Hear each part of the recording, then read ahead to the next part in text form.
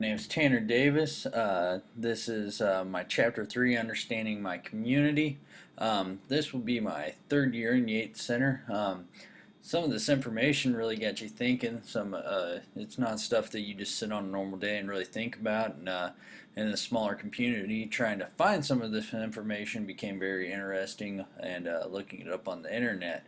So here we go, and I'll show you what I got throughout for this chapter. The first thing is for our customs and traditions. Yates Center, Kansas was established in 1875. It's named after Abner Yates.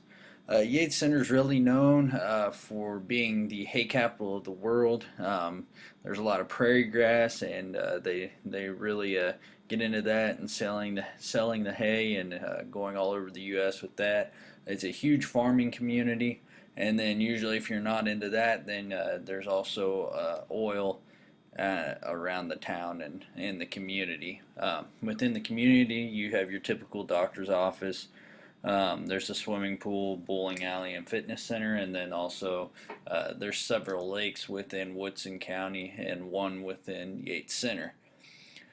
Some of the tradition and events, we have the Yates Center Days, which is very big. The county fair, as you can guess, being a huge farming community, is very big around here. And then we have a big community-wide celebration. It's called Mardi Gras, and there's barbecue and everything else, and tents and setups for all of that throughout the community.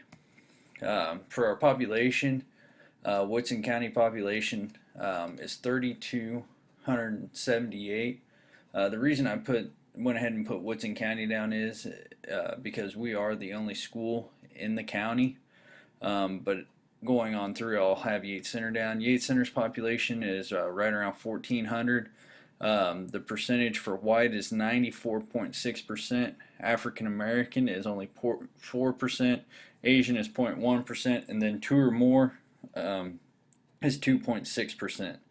Education within the town, since being farming and the oil, you can kind of guess that the college isn't the highest. High school and higher is 91.3%. Bachelor or higher is 18.5%, and then the unemployment rate is 8.7%. The communication within the school or within the community, we kind of sit in that, kind of a neutral area in between Wichita and Topeka and everything. So when it comes to television and that, we don't have a whole lot. You got your basic, online with the school website, school outreach, and those are the two bigger ones, and then also the newspaper. Obviously, if you want to get any news or anything out, you can go right through the newspaper. And then obviously you have your newsletters and bulletins that you can use throughout our community. The groups within our community, just to name a few, we have the Lions, Knights, 4-H, Friends for Life, and the Rotary Club. For school groups, there's FBLA, FFA, Stuco, SCCLA, and Site Council. And then when it comes to policies, most of that is through the USD 366, the Board of Education, and the administrators setting all of that up. Known leadership. For the school, you have obviously the USD 366, the school board with the president and the 6 other members that are involved in that.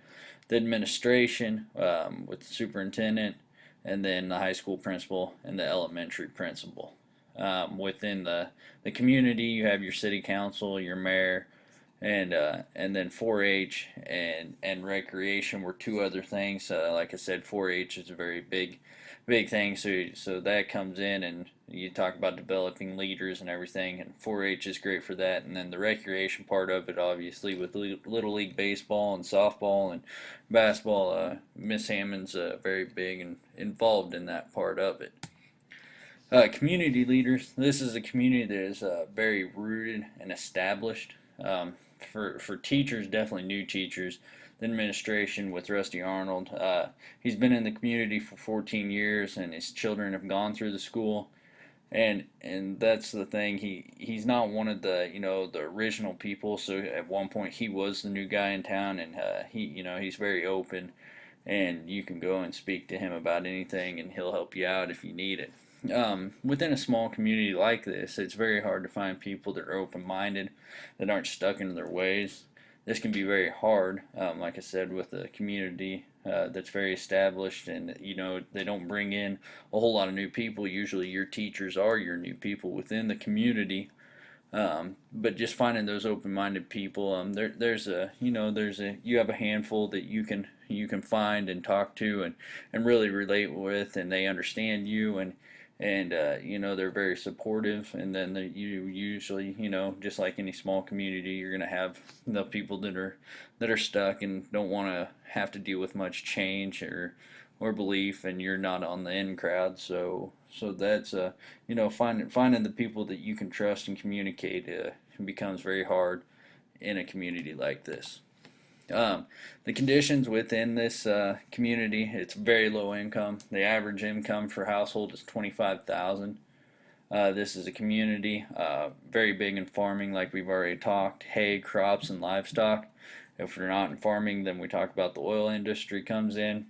After that, you've your usual community jobs, insurance, the cafe, city workers, and school employees.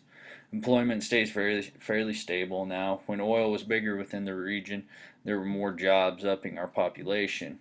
Right now, our population's usually on a uh, steady decrease. As it used to be, we were actually a 3A school, and now we're a small 2A school, and just keep on kind of decreasing. Actually, this past year, our numbers went back up just a little bit, but they'll probably fall right back down.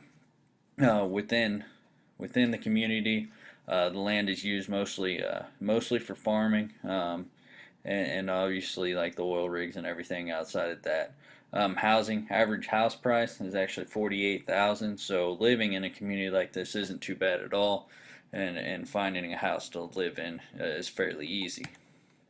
The political structure, obviously you have your Board of Education with their 7 members, the superintendent and the 2 principals. The budget for the year is approximately 500,000. Per student is around $900. Within our community, we have a lot of the same people in the political roles, whether it be school or city.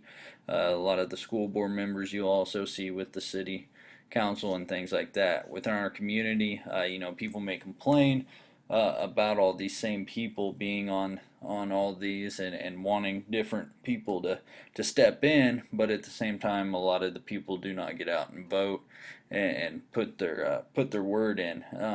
As you can guess, being a smaller community, um, out here we are it is a little bit more conservative group, more Republican, and so forth. Social tension in this community is not real high. I mean, you have very few social tensions within our community.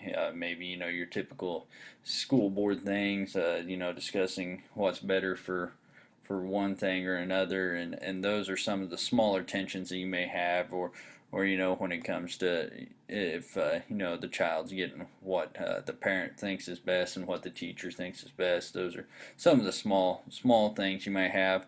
Other than that, when it comes to race and everything, we've kind of said that there's not a whole lot to deal with. Our students sometimes, they may not know their boundaries or even realize it at certain points.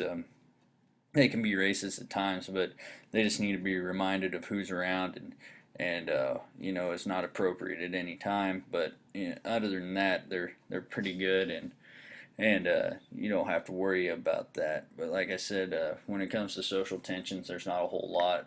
The typical coaching stuff can get in there, but other than that, all in all, it's pretty good. Everybody seems to get along and agree to disagree at sometimes, and that's what it comes down to. But this was my chapter 3 look, and thank you for that.